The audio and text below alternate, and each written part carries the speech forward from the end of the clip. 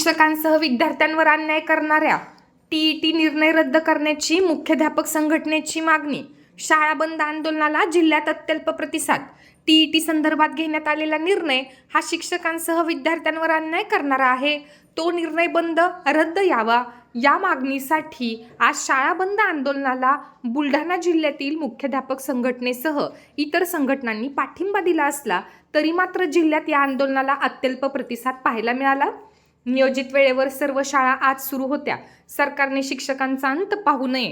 गरज पडल्यास शिक्षक आपल्या न्याय्य हक्कासाठी रस्त्यावर उतरतील असा इशारा मुख्याध्यापक संघटनेने दिला आहे.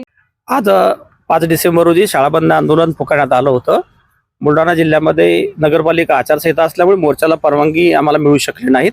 तरी सुद्धा काळ्या फिती लावून आम्ही या आंदोलनामध्ये सहभागी आहोत आणि जाहीर पाठिंबा आमचा बुलढाणा जिल्हा मुख्याध्यापक संघटनेचा देखील या आंदोलनाला आहे. या आंदोलनामध्ये हे आंदोलन का करावं लागलं तर प्रामुख्याने 2-4 मागण्या आमच्या अत्यंत महत्त्वाच्या आहेत. त्यामध्ये सगळ्यात पहिली मागणी आहे टीईटी संदर्भात. 2013 पूर्वी जे शिक्षक सेवेमध्ये आलेले आहेत तर त्या शिक्षकांना सुद्धा टीईटी अनिवार्य असणे आवश्यक केलेलं आहे. तर याबाबत शासनाने पुनर्विचार याचिका ही हायकोर्टामध्ये सर्वोच्च न्यायालयामध्ये सादर करावी अशा प्रकारची आमची मागणी आहे. सोबतच 15 मार्च 2024ला शासनाने संचमनाबाबत शासन निर्णय केलेला आहे.